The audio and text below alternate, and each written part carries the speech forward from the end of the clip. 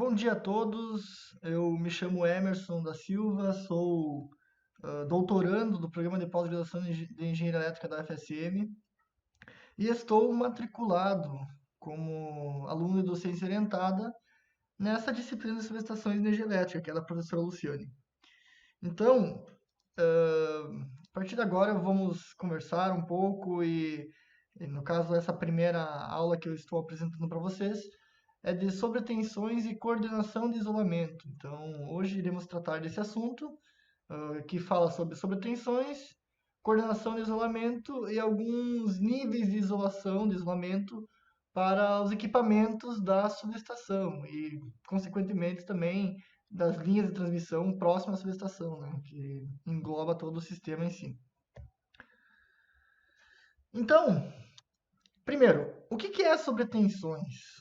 Então, pela definição, sobretensões são tensões variáveis com o tempo, que vai ocorrer entre uma fase e outra, ou entre uma fase e a Terra. E esse valor de nível de tensão, ele é superior ao valor nominal, né? Então, pensa numa onda sinoidal, vai ter uma crista, vai ter um pico máximo. Esse valor de crista vai ser superior ao valor nominal de um sistema. Então, vamos pensar num sistema de 13,8 de média tensão, vamos partir do baixo, tá? Uma sobretensão ela vai estar acima dos 13,8, porque os 13,8 seria o nominal daquela fase de média tensão. De entre fase, no caso, né? O 13,8 é linha, no caso. Bom, essas sobretensões elas podem ser internas, que são originadas dentro do sistema, então, por exemplo, uma nova de disjuntores ou um curto-circuito interno do sistema, ou externa. E geralmente, quando a gente fala externa, elas têm de caráter como a descarga atmosférica, né? Um raio que atingiu a subestação ou atingiu a linha de transmissões e aconteceu esse efeito de sobretensão.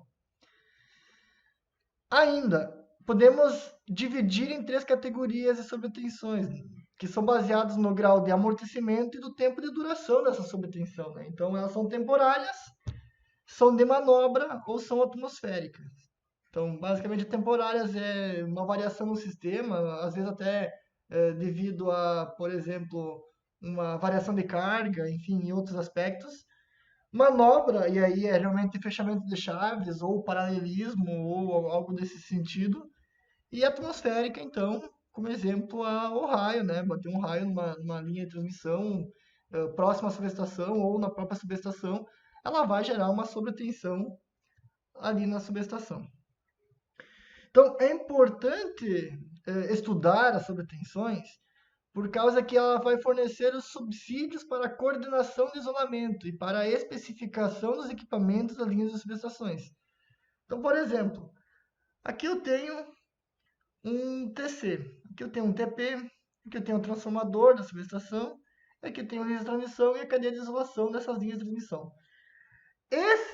Qualquer um desses elementos aqui, seja a cadeia de isoladores ou esses equipamentos, que é o TC, que é o TP, que é o transformador de potência, transformador de força, que a gente chama, que é o coração da subestação, qualquer um desses elementos aqui, eles precisam estar dimensionados de acordo a suportar sobretensões devido às suas características, né? Então,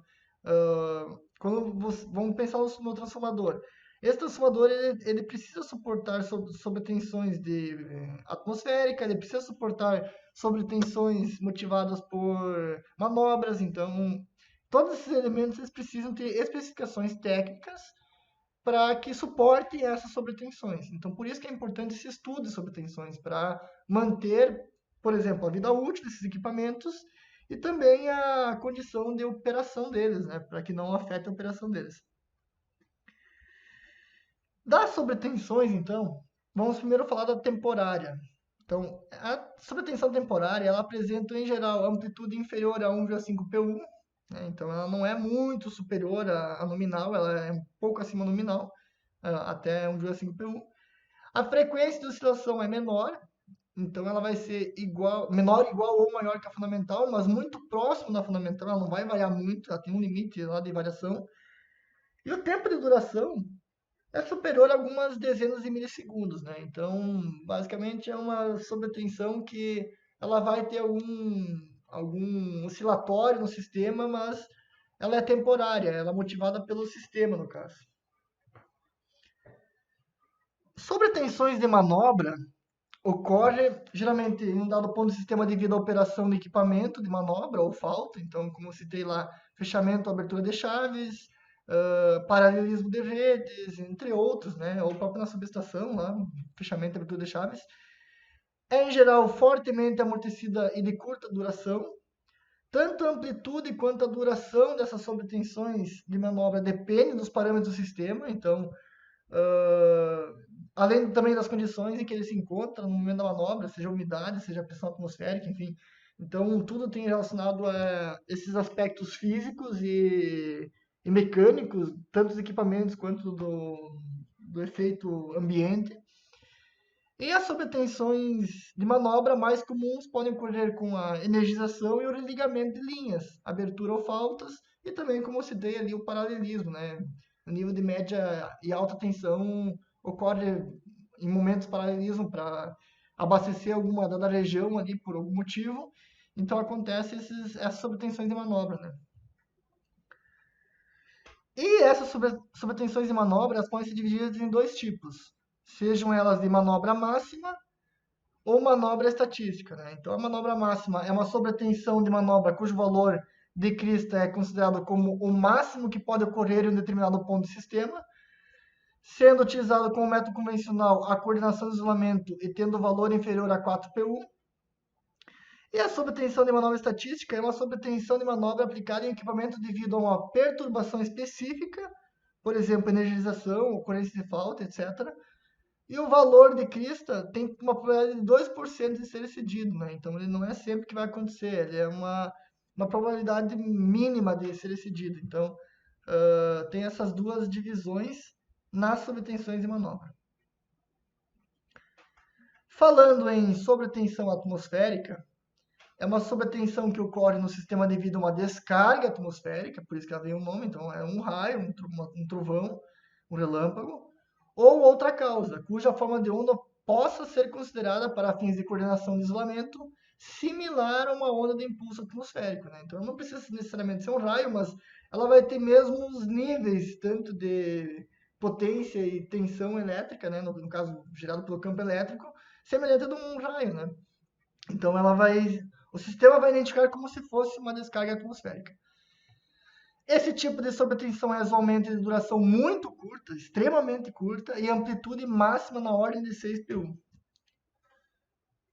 Esse gráfico, basicamente, ele mostra uma explicação aqui da relação entre o tempo, a tensão em PU, nesses tipos de surtos, e a separação entre eles. Então, por exemplo, os surtos atmosféricos, né, que estão relacionados a raios ou algo semelhante a uma descarga atmosférica, eles estão na faixa de 6PU, acima de 6PU, e na faixa de 100 microsegundos, tá? Então, até 100 microsegundos é o tempo, mais ou menos, desses surtos atmosféricos, na faixa de 100 microsegundos. Já o surto de manobra, ele está entre essa faixa de 100 microsegundos e na faixa de 10 milissegundos, e até 4PU, né? Enquanto que sobre tensões temporárias, que é aquelas ocasionadas por sistema, e enfim, pode ser até motivado pelas cargas, elas vão até 1,5 PU, e bom, aí o tempo pode ser mais demorado, né? Porque ele tem uma razão de tempo mais demorada, então ela vai até 10 na 4, 10 na 5 segundos, né? Então ele tem toda essa abrangência de tempo aqui. Então, da mesma forma que se define as sobretensões de manobra máximas estatísticas, define-se também o surto atmosférico máximo estatístico. Ele também pode se dividir nessas duas formas como as sobretensões de manobras, tá? Ele também tem suas probabilidades. Quanto à atenuação e distorção, para uma análise de surtos que se propagam por vários vãos, como é o caso de estudos de coordenação de isolamento de subestações, é necessária a consideração da atenuação e distorção, visto que a amplitude e a frete de onda do surto sofrem significativas reduções durante a sua propagação, até atingir as subestações. Então, por exemplo, claro, quanto mais próximo a subestação, menos atenuado e distorcido vai ser esse efeito de surtos de tensão. Só que no momento que ele passa de uma distância, o sistema de linhas de transmissão ele tem aterramentos, né? Ele possui sistema de aterramento. A cada torre praticamente tem um para-raio. Então, ele vai se amortecendo ao longo do caminho, ele vai gerar um efeito lá na subestação, se bater um raio na linha, mas se ela se for mais distante do ponto da subestação, esse efeito vai ser reduzido, vai ser atenuado, né? É isso que ele quer dizer. Então, a atenuação e distorção são causadas por perdas de energia e efeito corona. Então, uma importante fonte de perdas é a resistência da linha, que devido ao efeito pelicular, efeito skin, produz atenuação e distorção. A redução mais drástica dos surtos atmosféricos é devido ao efeito corona. Então, em resumo, essa atenuação, essa distorção, ela é ocasionada por, perdas nos condutores e efeito corona, que basicamente causa essas perdas nos condutores, tá?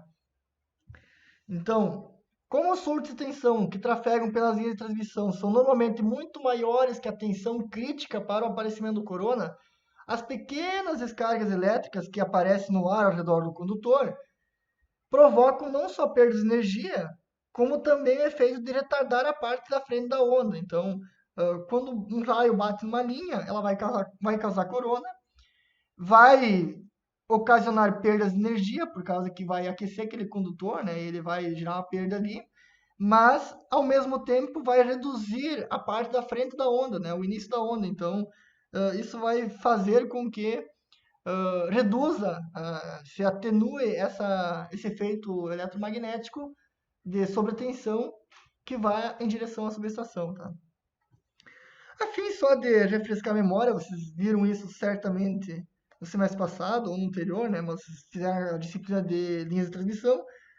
O efeito corona é um efeito que acontece em linhas de alta tensão e ultra alta tensão, e ele pode ser manifestado tanto quanto de forma de radiointerferência, ruídos auditivos e perdas de energia elétrica, né? Então, ele muitas vezes é visível, né? Essas luzinhas aqui que a gente vê com infravermelho, ou às vezes até uns pisques de raio, é ocasionado por efeito corona. Quando um raio bate na linha, a tensão disruptiva do ar, ou seja, o campo elétrico disruptivo do ar, ele é maior do que no caso do raio, é maior que o do ar, desculpa, eu confundi. O campo elétrico disruptivo que o raio ocasiona é maior que o do ar. Então isso vai causar efeito luminoso, tá? Quero dizer o seguinte, ele vai aparecer quando for maior que 30 kV pico por centímetro, né? Ou, se passar isso daqui para metro, é 30 megavolt pico por metro, ou aproximadamente 2,12 megavolt RMS por metro. Quando esse campo elétrico for do raio, que certamente vai ser seu raio poderoso, quando ele for maior que isso daqui, vai gerar o efeito corona e vai gerar aquela questão de poder enxergar o corona na própria linha ou no equipamento, tá? Então, se essa tensão de fase neutra for menor que esse efeito corona, não vai ter, mas como no caso de um raio, isso aqui seria para linha de transmissão na hora de fazer o projeto, né? Mas como no caso de um raio, a tensão de fase neutra vai ser maior, porque vai bater um nível de tensão muito além do que o nominal, então ele vai gerar corona. Bom, da coordenação de isolamento, então, qual é o conceito? Denomina-se coordenação de isolamento ao conjunto de procedimentos utilizados principalmente para a especificação dos equipamentos, que tem por objetivo fundamental a redução a um nível econômico e a operacionalmente aceitável da probabilidade de falhas nos equipamentos. Em resumo, nós precisamos preparar esse material, esse equipamento, para que ele esteja adequado a procedimentos que atendam tanto a questão de redução de custos e envolvimento de projetos, ou seja, envolve a questão econômica, quanto também operacional, né? É o que a engenharia sempre diz, é a relação custo-benefício. Então, tem uma relação custo-benefício e aquele equipamento precisa suportar certos limites padronizados, né? Em cima desses surtos de tensão que eu acabei de explicar agora há pouco. Então, dois fatores determinam as características do isolamento do equipamento, que é solicitações elétricas que são submetidas, então ele tem que suportar as questões elétricas, e no caso que estamos falando aqui é o sul de tensão, por exemplo, e o compromisso entre a técnica, que é o desempenho, e a economia. Então, é a relação do custo-benefício. Então, primeiro, ele tem que suportar alguns limites padronizados, e dentro desses limites eu quero fazer uma relação de custo-benefício. O quanto vai me custar esse material para que ele seja da forma mais otimizada possível. Durante a operação do equipamento, os seguintes tipos de solicitações dielétricas podem ser verificadas. Tensões à frequência industrial. Primeiro, o que é a frequência industrial? É 50 ou 60 Hz no nosso caso, de sistema de potência. Então, tensões na frequência de 50 ou 60 Hz. Sobretensões temporárias, que é aquele modelo lá que poderia ser variação a partir de uma carga, enfim. Sobretensões de manobra, que é o meximento de chaves, né, o fechamento, a abertura de chaves. E sobretensões atmosféricas, né, que envolve a questão de disparos atmosféricos, né, raios, enfim. Dos materiais isolantes da maioria dos equipamentos da subestação, cita-se então a parte líquida, que é o óleo, a água pura e resinas, né, que daí no caso seria os derivados de óleo. Também a parte isolante, que daí tem o próprio ar, ou o vácuo, no caso, que alguns chamam. O SF6, que é o hexafluoreto de enxofre, ele é muito usado também para subestações que devem ser menores, né? Então, quando o limite de subestação é menor, usam o hexafluoreto porque ele é mais caro, o isolante, mas ele consegue reduzir o tamanho do equipamento. Então, é um material usado para isso. Ele também é usado para disjuntores e próprio equipamentos que envolvem essa parte de proteção, tá? Também tem o sólido, que é o papel, o algodão, a resina sintética. E o papel, quando falam em papel, geralmente assume esse papel craft, que é a maioria do papel usado para fazer o sistema de isolação, né, de transformadores, por exemplo. E eu falei, na verdade, o vácuo aqui em cima, mas aqui é o ar, né? E até aqui embaixo tem esse material, né, que é o vácuo, que também está ligado.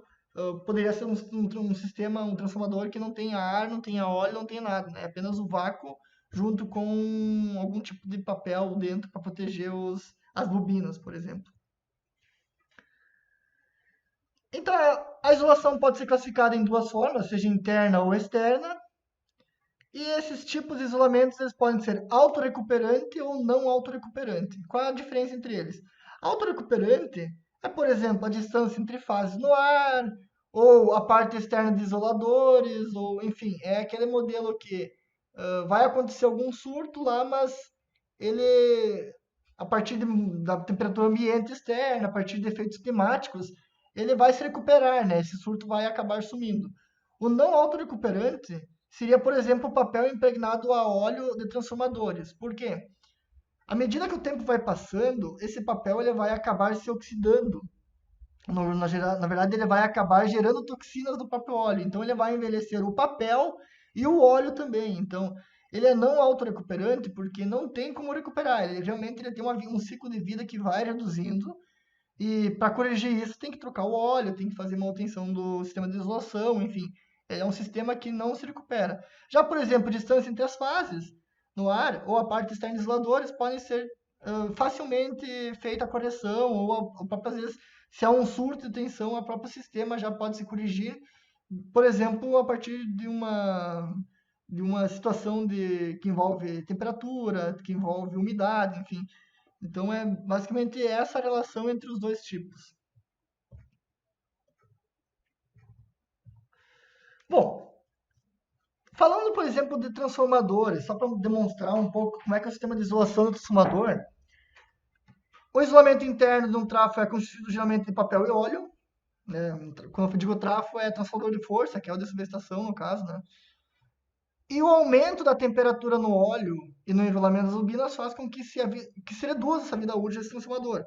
Então, eu posso dizer que esse transformador, se ele opera numa condição nominal de carga e de tensão e de potência, ele vai ter uma vida útil. Agora, se eu, por exemplo, colocar mais potência ou mais tensão elétrica nesse transformador, se eu colocar mais tensão elétrica ou mais potência nesse transformador, basicamente, o que vai acontecer? Ele vai acelerar seu envelhecimento, porque eu vou estar queimando, entre aspas, vamos dizer assim, o seu sistema de isolação, né? Esse papel ele vai passar dos seus limites de isolação, que são os limites dielétricos, e vou acabar envelhecendo esse material.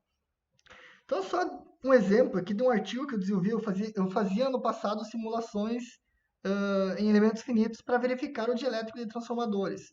Então, aqui é um corte tridimensional, né? Cada uma desses círculos aqui é uma bobina, na verdade é uma fase, né? Então, aqui tem a bobina de baixa tensão e aqui tem a bobina de alta tensão, tá? Então, aqui é um corte, como se fosse fazer um corte, no caso aqui um quadrado, né? Eu tiro uma fatia desse desenho e acaba gerando isso daqui, mais ou menos.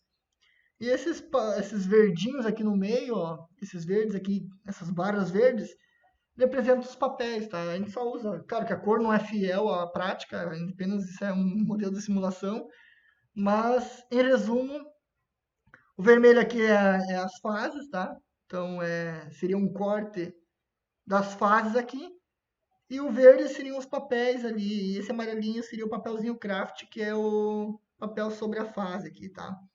Então, aqui está a imagem de um transformador de força aberto, que seria basicamente isso daqui. E aqui está o sistema em corte. Então, o sistema é dessa forma e ele é mergulhado dentro de um tanque que tenha óleo, ou no caso, o ar, enfim. Mas geralmente é óleo, né, para transformadores de força. E aí, nós entramos no ponto de suportabilidade. Por quê? Suportabilidade é uma propriedade de uma isolação que vai opor-se às descargas disruptivas, ou seja, é um limite, até um limite que eu posso colocar esse material em risco dielétrico. Um exemplo aqui embaixo, ó, esses dois gráficos de baixo aqui poderiam ser, por exemplo, de um transformador em uma dada operação, a partir de um tempo em segundos, e o de cima é o limite, né? Então, se eu passar essa curva de baixo, se ela passar por cima, eu vou romper o dielétrico, e quando eu romper o dielétrico, eu vou queimar esse transformador, ou esse material, tá? Então, aplicando exemplo prático aqui, que era do mesmo trabalho, aqui nas pontinhas, ó, bem na pontinha aqui, olha onde é que tá o laser do meu mouse, bem na pontinha aqui, ó, tem uma corzinha meio laranjada com amarelo. Eu vou dar um zoom aqui, ó, vocês vão verificar esse vermelho com esse laranjado aqui amarelinho. Isso aqui significa que, geralmente, nas extremidades, na ponta, ó, verifica onde é que está meu laser aqui, ó, na ponta aqui em cima das bobinas, é o principal elemento ali, essa extremidade superior, é o principal elemento, a principal parte do sistema de isolação que sofre disrupturas dielétricas, tá? Então, esse transformador aqui que foi ensaiado, ele teve um pequeno esforço acima do nominal e gerou esse pequeno rompimento dielétrico, tá? Ele começou a queimar, mas ele não queimou o suficiente para estragar a máquina, né? Foi apenas um estudo que a gente fez para verificar o comportamento dela.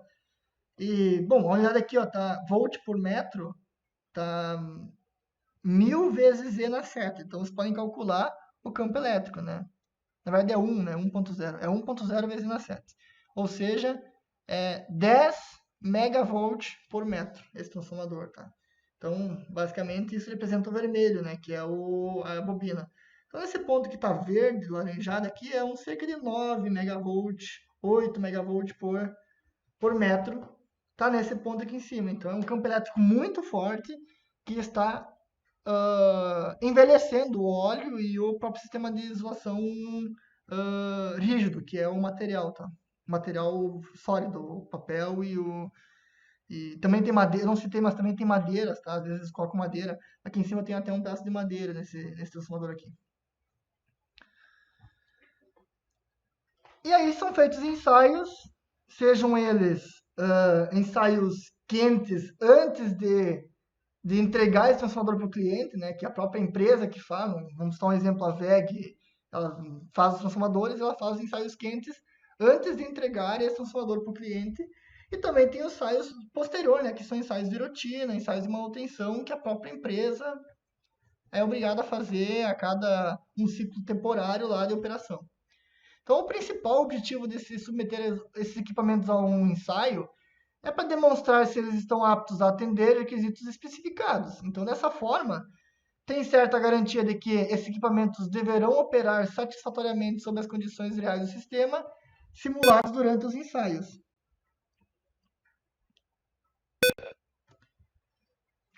Os ensaios que os equipamentos devem ser submetidos podem ser classificados em ensaios de rotina, então são ensaios que devem ser realizados em todos os equipamentos comprados ou determinada amostragem da quantidade total, a fim de verificar a qualidade e a uniformidade da mão de obra dos materiais utilizados na fabricação desses equipamentos.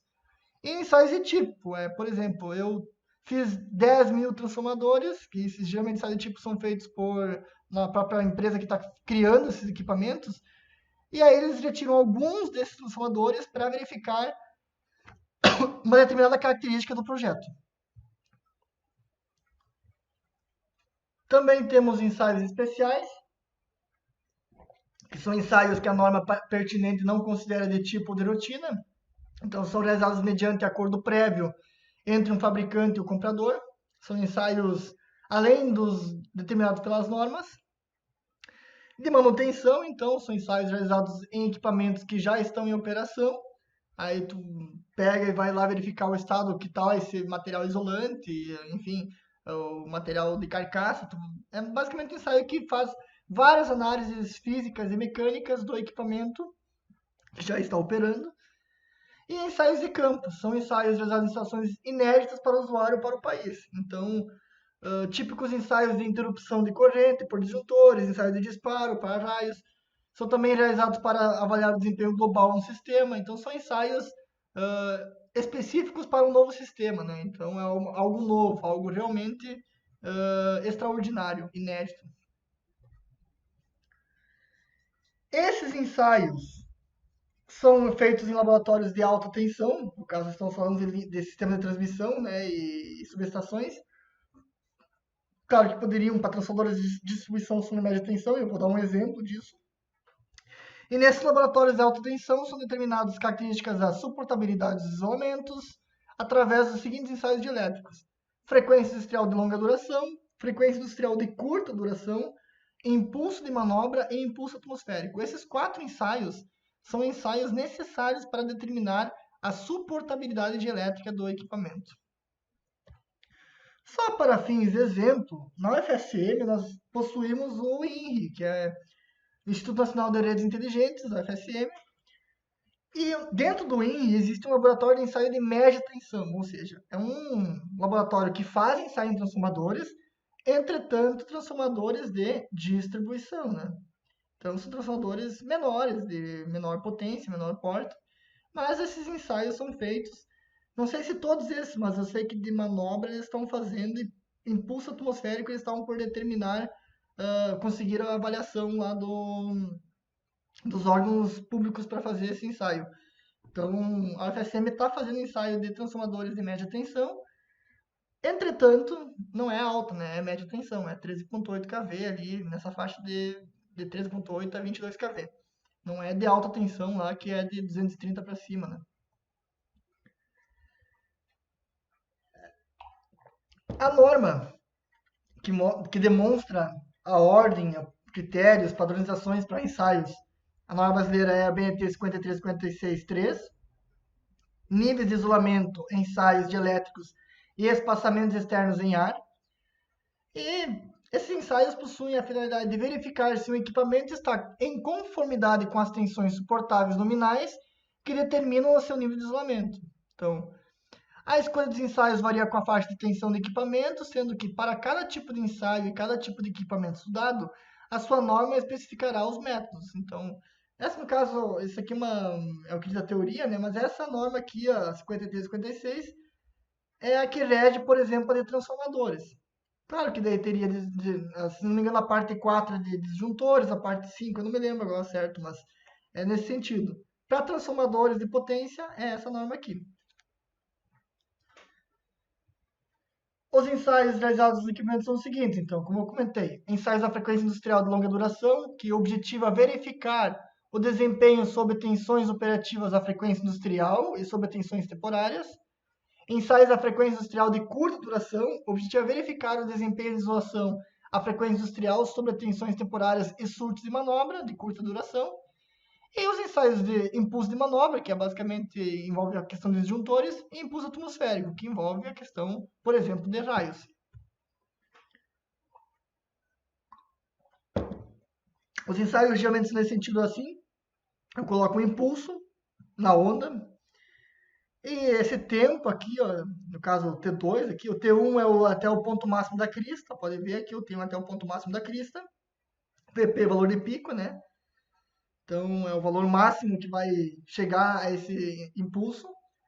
E o T2 ali é o tempo para chegar até metade, ou seja, 0,5 Vp. Então, essa curva aqui é uma curva padronizada para qualquer tipo de ensaio de impulso.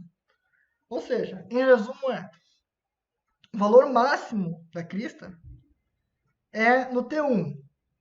Tá? Isso vai ser definido depois dos limites, eu vou demonstrar depois que valores são para T1 e T2.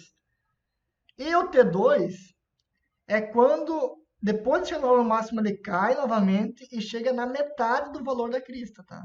Então, isso. Essa curva aqui é uma curva bem representativa do que é um ensaio de impulso. Então, isso é um impulso padrão. E aqui está o equacionamento. Tá? Ou seja, o T1 é uma constante de tempo para a entrada, né, a onda inicial, e o T2 é uma constante de tempo para o posterior do transiente.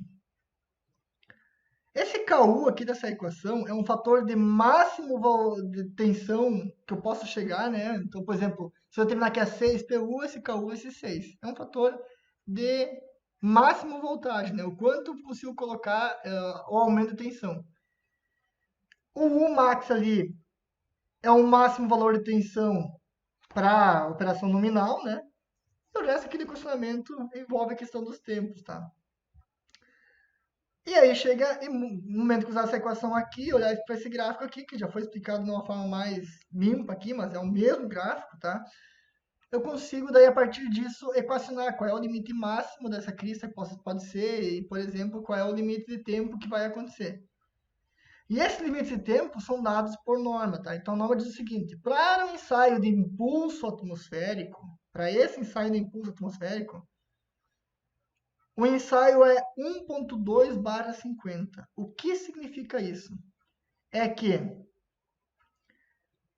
microsegundos, tá? Isso é tudo em microsegundos, eu acabei não falando, ó, tempo em microsegundos. 1.2/50 é que em 1.2 microsegundos eu vou chegar na crista. E o resto do tempo aqui, até 50, então 50 é o ponto aqui final, eu vou chegar na metade do valor da crista. É basicamente isso. Então, o impulso atmosférico pode ver que ele é bem curto. Em 1.2 microsegundos eu vou chegar na crista máxima do ensaio. E nos outros 48,8 microsegundos, até chegar aos 50 microsegundos, eu vou fazer a rampa de descida até chegar na metade desse valor da crista. Então, aqui é a metade do valor. Quando chegar na metade, é até 50 microsegundos. Já o impulso de manobra tem a mesma característica, não preciso explicar isso de novo. O que muda é que a crista máxima vai ser 250 microsegundos e a metade da crista, na decrescência, vai ser 2.500 microsegundos, ou no caso, né, 2.500, passa para cá, 2,5 milissegundos. Então, é um ensaio 250 a 2.500 e o ensaio 1.250. Então, o atmosférico é muito mais rápido, né? Pode ver que o ensaio atmosférico está na faixa de até 50 microsegundos, enquanto que o impulso de manobra está na faixa de 250 a 2.500 microsegundos. Mas a curva tem característica semelhante. Por isso que essa curva aqui é padronizada, né? Uma curva que serve para todos os tipos de ensaio de impulso. Essa é a mesma curva, no caso, só está demonstrado no equacionamento. Por exemplo, agora,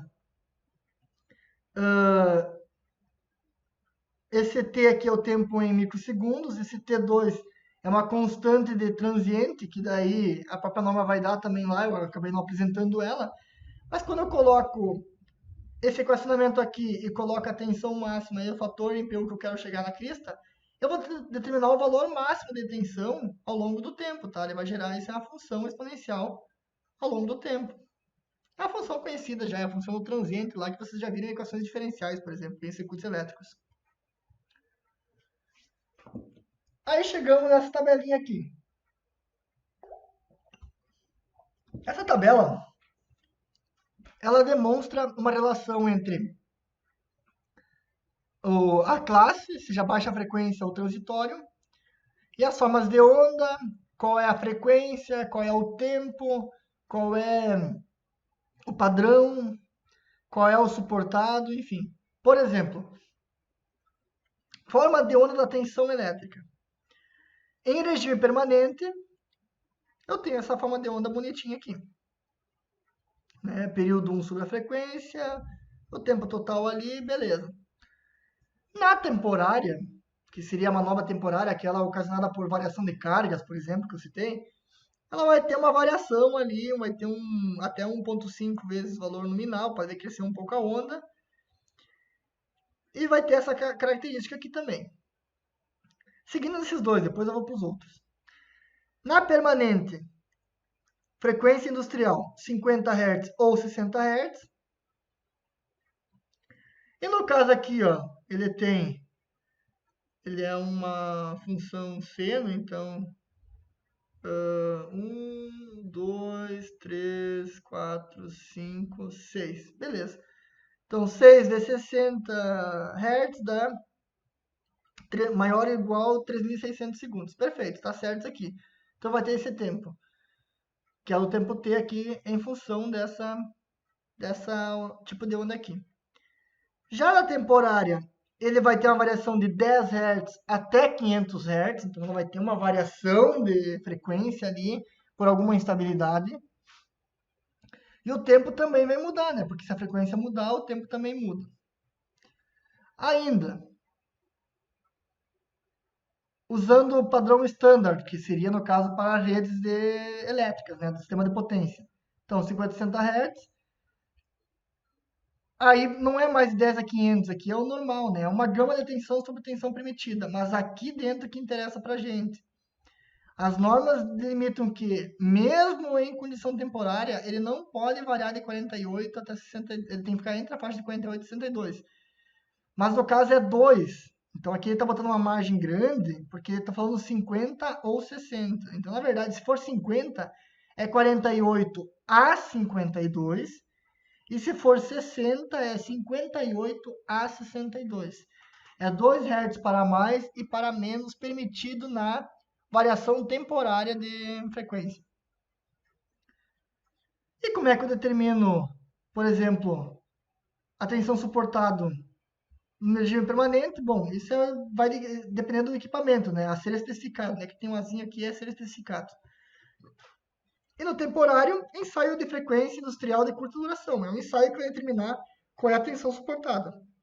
Então, se aqui, por exemplo, for 138 kV, aqui vai ser determinado a partir do ensaio em função desse azinho aqui.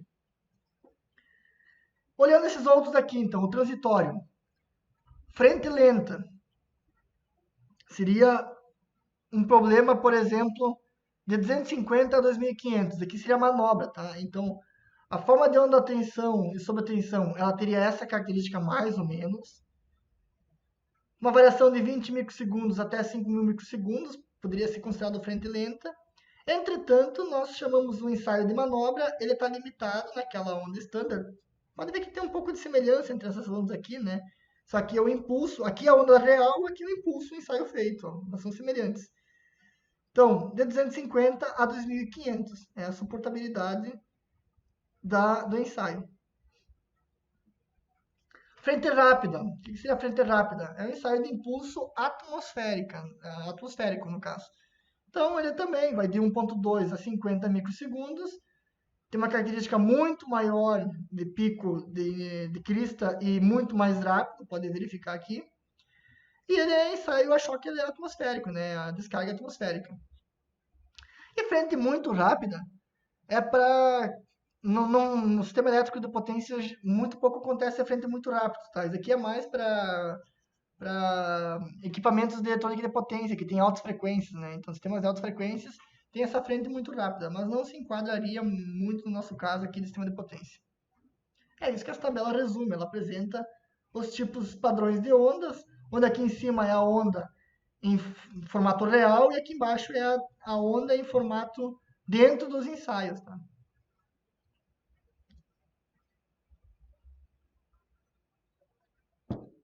Quanto aos níveis de isolamento padronizados, se dividem em gama 1 e gama 2.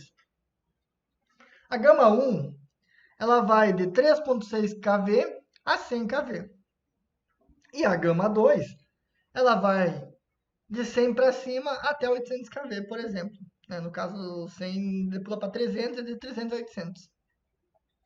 A faixa de 230 kV, por exemplo, entraria nesse de 300 aqui. Tá? E o que diz isso? Diz o seguinte, que, por exemplo, vamos pegar aqui 17.5 kV. Para curta duração, ele poderia durar até 38 kV, chegar o sobretensão até 38 kV. Para impulso atmosférico, 75 ou 95. Então, basicamente, são limites de tensão em kV, né? Em valor, aqui em valor RMS, aqui em valor de pico. Em relação a questão de curta duração e a questão de impulso, né? Que impulso seria atmosférico, por exemplo, ou de manobra. Então, variação de curta duração, uma pequena variação nas cargas lá no sistema. No sistema, por exemplo, de 7.5, poderia chegar a 38, RMS, tá? Aqui é RMS, que é RMS. Agora, aqui diz 75 e 95. 75, então, por exemplo, de manobra e 95 de impulso atmosférico. É isso que diz essas tabelas. Então, elas são dessa forma, tá? Então, aqui também a mesma coisa. Então, essas tabelas, elas apresentam algumas condições, né? Então, aqui são isolamentos padronizados para transformadores. Por exemplo, aqui nesse caso, para gama 2, tensão nominal 300 kV. Se o sistema longitudinal de isolação dele, valor de pico, for de 750, vai ser para ambos, né? Então, essa é uma definição de norma também. Se a fase para a Terra for de 750, então ele vai ter esses limites aqui, ó, de variação para níveis de impulso. 850 para a manobra, 950 para a atmosférica. Já se a fase para a Terra for 850, ele vai ter 950 para a manobra e 1050 para a atmosférica. Né? Então vai ter essas variações. São tabelas que a norma IEC 60038 aponta. Então são tabelas apontadas pela norma. Ela ainda coloca que geralmente as tensões de isolamento longitudinal e de fase para a Terra geralmente são iguais, tá? Então, poucas vezes que vai ser diferente, mas geralmente são iguais. Pode ver que geralmente são iguais. E aí chega nessa fase aqui, ó. Nessa fase, não é fase de tensão, né? Chega nessa etapa aqui. Que são níveis de isolamento dos transformadores, por exemplo. Então, aqui no isolamento interno, entre a fase e o terra, para 50 Hz. Se a tensão mais elevada do equipamento for 72,5, então por 1 minuto ele pode ser 140 kV eficaz. Impulso atmosférico, né? Choque atmosférico. 325 kV. Então, você vai ter um choque, ele pode chegar a 325 kV dentro daquele instante de tempo lá, 1.2 microsegundos é o pico máximo, e metade disso, que seria 150, 162,5, é depois dos 50 microsegundos, né? Então, usando essa regra aqui. Choque de manobra não tem, choque de manobra não tem. E aqui para fase e fase, que são idênticas, ó. Fase e fase são idênticas à fase terra. Para 420 kVF, aí tem o choque de manobra, porque daí esses transformadores eles possuem dispositivos de manobras internos também, e aí gera também a questão do choque de manobra, tá? E aqui o isolamento externo. Então, o isolamento externo ele tem também a mesma relação, e aí é diferente. Na verdade, os valores são os mesmos, né? Mas podem mudar, no caso 170 ele muda, ele cresce um pouco aqui, e assim por diante. Então, aqui são recomendações que a própria norma IEC coloca lá. Níveis de isolamento nominais para transformadores. Então, para 1 minuto, um 72,5 chega a 140. Choque atmosférico 325, choque de manobra não tem. Então já foi apresentado nessa tabela aqui, né? Mas aqui é um resumo do que foi apresentado na tabela anterior. Também possui distância de isolamento em centímetros. E, por exemplo, entre as fases, entre fase e terra, enfim. Distância também é o que essa tabela aqui mostra, né? Então vocês podem ler com calma se um dia tiver interesse ou precisarem disso. Distância para travessias e transformadores de potência, né? Então a distância quando faz travessia de isolamentos, também a norma coloca aqui elementos. Níveis de isolamento para cadeias e clones isoladores, não, níveis de isolamento para cadeias, por exemplo, para 1 minuto 72,5 kV, a altura nominal do isolamento é 77 centímetros, por exemplo, e assim vai indo, né?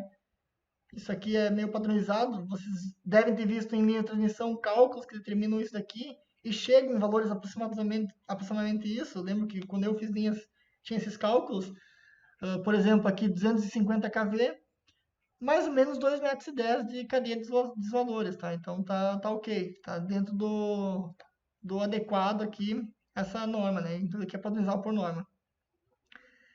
E aqui também gama de distância entre dispositivos de guarda. Dispositivo de guarda é elementos de proteção contra descarga atmosférica, né? Então é o para-raios ou o cabo de cobertura. Também tem a distância em metro aqui em função da tensão elevada. Bom, e dos impulsos atmosféricos, então falando um pouco deles também, já que estamos falando de sistema de isolação. O curto-circuito é provocado por raio. Isso se chama flashover. E esse flashover, muitas vezes, ele pode acontecer o desligamento, né, o breakdown do sistema. Então, ele simplesmente ele pode desligar uma fase, uma linha ou propriamente subestação. As correntes de raio são na ordem de 5 a 50 kA, podendo raramente atingir a 200 kA. Então, ele pode atingir tanto na linha de transmissão, né, e gera, aqui eu até botei o coloridinho, ó, esse aqui é o efeito corona que o próprio raio dá, ó. Ele deu aqui, no caso, os isoladores do efeito corona. Ele pode, então, atingir as linhas ou atingir a própria subestação, né? A subestação, geralmente, os barramentos possuem um sistema de... sobre o barramento, possui um sistema de proteção, que é o cabo de cobertura, tá? Então, ele tem um cabo de cobertura em cima da subestação também, tanto quanto nas linhas de transmissões.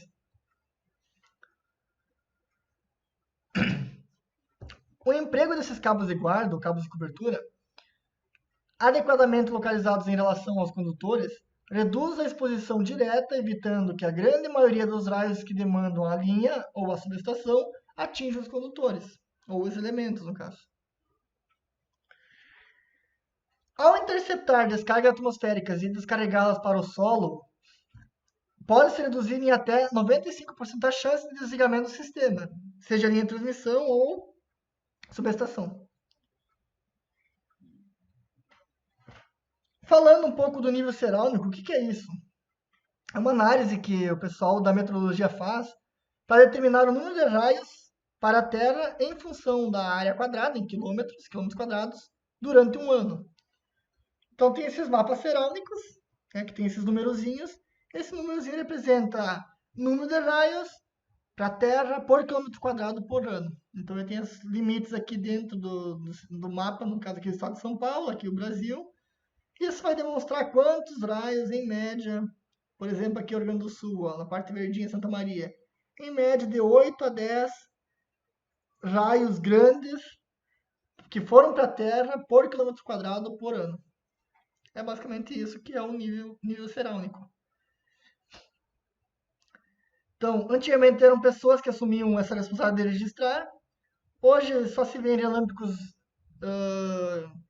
que não são computados, né? Porque, na verdade, os sistemas são automatizados e o próprio sistema de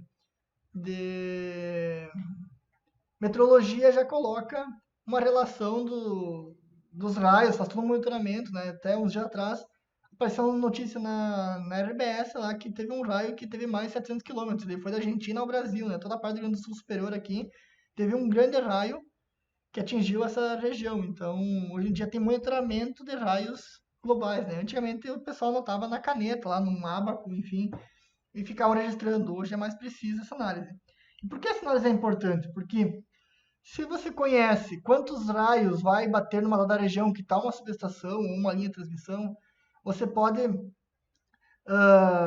fazer a sua proteção do sistema atmosférico em função disso. Porque você vai colocar mais ou menos para-raios naquele sistema, né? E lembrando que o importante é essa relação custo-benefício do sistema, né? Nós queremos que o sistema funcione, mas com o menor custo possível. Então, por exemplo, aqui tem esse sistema de monitoramento, tá? O INPE, ele faz, esse aqui é do INPE, esse gráfico aqui, ele faz uma análise de nível cerâmico no Brasil. Tá? O INPE hoje é um instituto que faz análise de raios no Brasil. Esses mapas foram estabelecidos para delinear as curvas em função das localidades, né, que são isocerâmicas. Então, por exemplo, aqui tem um mapa que tem já, por exemplo, aqui, ó, esse 40 aqui é o valor de nível cerâmico na região de Santa Maria. Então, essa parte, toda essa parte interna aqui é 40. E aí eu aplico essa equação aqui, ó. Densidade de raios para o solo, DRS, igual a 0,04 vezes índice cerâmico, que é esse valorzinho, essa numeração aqui desse gráfico aqui, elevado a 1,25. Isso vai me dar a quantidade de raios por quilômetro quadrado no ano. Tá? Aqui, por exemplo, já está nessa solução. Tá? Por exemplo, aqui laranja, Santa Maria, de 8 a 12 raios por quilômetro quadrado por ano. Então, uma referência para preditores de linha de transmissão em função do índice cerâmico é que quando eu não coloco cabo de cobertura, a densidade vai ser de 0,1 a 0,3, para um cabo 0,3 a 1, para dois cabos de 1 a 3, de 3 a 10 para dois cabos, bom aterramento e várias tonalidades de óxido metálico, e de 10 a 30, 3 ou mais cabos com aterramento e várias histórias de óxido metálico, tá? Então, isso significa o quê? Que eu vou, quando eu coloco esse modelo assim com mais cabos, bom aterramento, várias torres, enfim, eu vou conseguir fazer um sistema de isolação de 10 a 30 raios para o solo naquela linha de transmissão. E quando eu faço isso, esses raios eles deixam de ir para a linha, para as fases, e vão para o sistema de proteção de descarga atmosférica, né, o SPDA.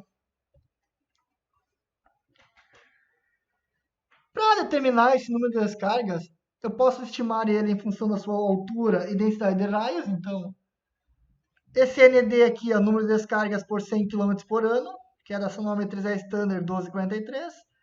O DRS, densidade de raios para o solo por quilômetros quadrados, que é dessa equação aqui, tá? Em função do índice cerâmico. O HP, altura do para-raios, né, em metros, qual a distância está do solo. E o DPF, distância horizontal entre o para-raios e a fase. Então, a partir disso daqui, eu consigo estimar o número de descargas elétricas no sistema.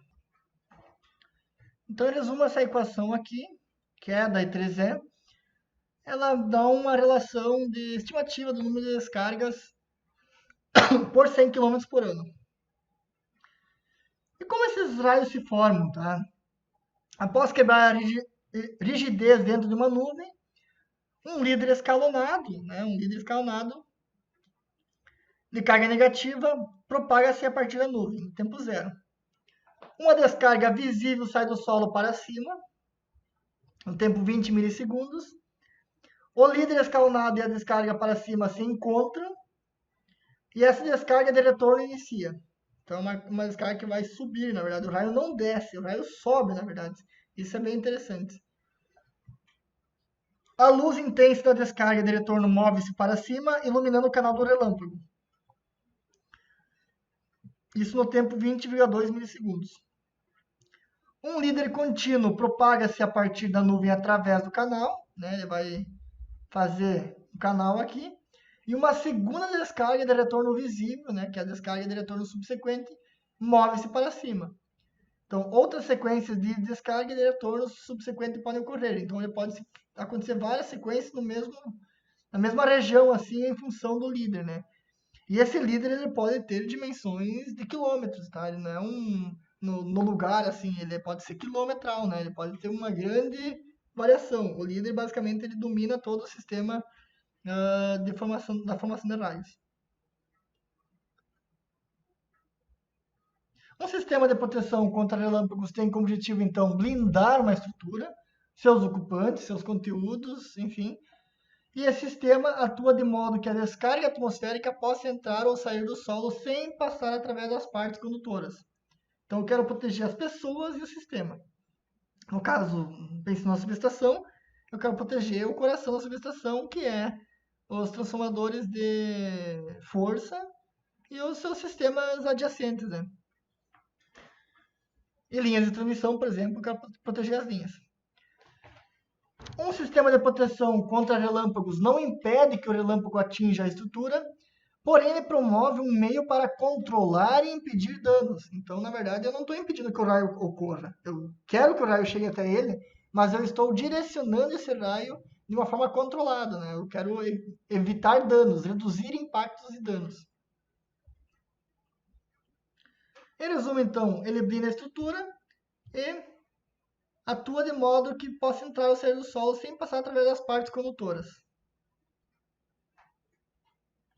Quem inventou essa ideia de proteção foi Benjamin Franklin. Esse carinha ali que criou o primeiro para-raios. Ele fez pensando numa residência, né, mas se aplica tanto para residência quanto para também sistemas de transmissão, né, do CEP. E esse sistema de para-raios aqui, ó, ele gera um ângulo de cobertura, que ele é em forma de cone. Isso é em forma de cone, esse ângulo de proteção aqui, que é a zona de proteção.